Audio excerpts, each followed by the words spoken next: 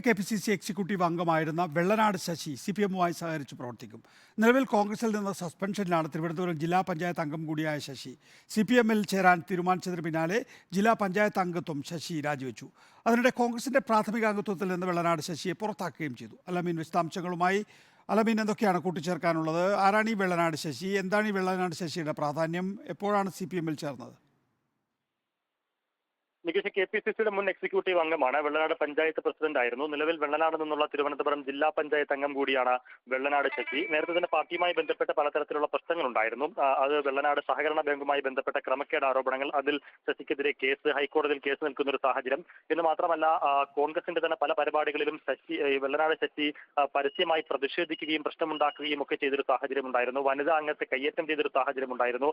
അവിടുത്തെ ഒരു പദ്ധതിയുമായി ബന്ധപ്പെട്ട് കോൺഗ്രസ് സ്ഥാപിച്ചിരുന്ന ഉദ്ഘാടന ബോർഡ് ശശി അടിച്ചു തകർത്തൊരു സാഹചര്യം ഉണ്ടായിരുന്നു. അങ്ങനെ നേരത്തെ തന്നെ വാർത്തകളിലൊക്കെ ഇടം നേടി ആ അർത്ഥത്തിൽ ശ്രദ്ധേയനായ ഒരാളാണ് വെള്ളനാട് ശശി. ഇത്തരം ആരോപണങ്ങൾ ഉയർന്നു വന്ന സാഹചര്യത്തിൽ ശശിക്കെതിരെ KPCCക്ക് പരാതി ലഭിക്കുകയും അതിനടിസ്ഥാനത്തിൽ പാർട്ടിയിൽ നിന്ന് സസ്പെൻഡ് ചെയ്യുകയും ചെയ്തിട്ടുണ്ട്. നിലവിൽ സസ്പെൻഷനിലാണ്. കോൺഗ്രസിൽ നിന്ന് സസ്പെൻഡ് ചെയ്യപ്പെട്ട അച്ചടക്ക നടപടി നേരിട്ടുകൊണ്ടിരിക്കുന്ന ഒരു നേതാവ് കൂടിയാണ് വെള്ളനാട് ശശി. അദ്ദേഹമാണ് ഇപ്പോൾ CPMുമായി സഹകരിച്ച് പ്രവർത്തിക്കാൻ തീരുമാനിച്ചത്. അതിന്റെ അടിസ്ഥാനത്തിൽ ജില്ലാ പഞ്ചായത്ത് അംഗത്വം രാജിവെച്ചിട്ടുണ്ട്. തിരുവനന്തപുരം CPMന്റെ ജില്ലാ കമ്മിറ്റി ഓഫീസിലെത്തിയപ്പോൾ പാർട്ടി മെമ്പർഷിപ്പ് സ്വീകരിക്കുകയും ചെയ്തു. പാർട്ടി വിടാൻ കാരണമായി അദ്ദേഹം പറയുന്നത്, അടൂർ പ്രകാശ് ആറ്റിങ്ങൽ മണ്ഡലത്തിൽ വരുന്ന സ്ഥലമാണ് ഈ വെള്ളനാട് എന്ന് പറയുന്നത്. അടൂർ പ്രകാശ് BJPയുമായി ധാരണയുണ്ടാക്കിയിട്ടുണ്ട്. BJPയിലേക്ക് പോകാൻ കാത്തു നിൽക്കുന്ന ഒരാളാണ് അടൂർ പ്രകാശ്. എന്ന് മാത്രമല്ല, മണ്ഡലത്തിൽ BJP വിജയിച്ചാലും കുഴപ്പമില്ല, CPM വിജയിക്കരുത് എന്നൊരു നിലപാട് അടൂർ പ്രകാശ് എടുക്കുന്നു. ഇങ്ങനെ അടൂർ പ്രകാശിന്റെ BJP ബന്ധമാണ് പ്രധാന കാരണമായി, പാർട്ടി വിടുന്നതിന് ഒന്നാമത്തെ കാരണമായി വെള്ളനാട് ശശി ചൂണ്ടിക്കാണിക്കുന്നത്. അതോടൊപ്പം തന്നെ കോൺഗ്രസിലെ പ്രശ്നങ്ങൾ, കോൺഗ്രസ് തന്നെ ഒരുപാട് ഉപദ്രവിച്ചു. ഈ വെള്ളനാട് സർവീസ് സഹകരണ ബാങ്കിലെ ക്രമക്കേടുമായി ബന്ധപ്പെട്ട്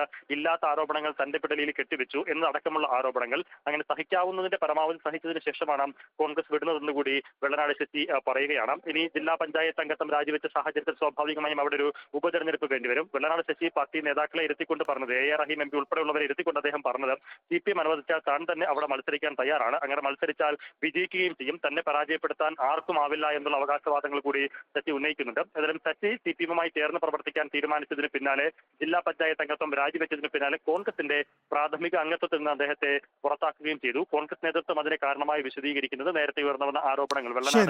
വിശദാംശങ്ങൾ നൽകുകയായിരുന്നു അലമീൻ. വെള്ളനാട് ശശി ജില്ലാ പഞ്ചായത്ത് അംഗമാണ്, മുൻ KPCC എക്സിക്യൂട്ടീവ് അംഗം.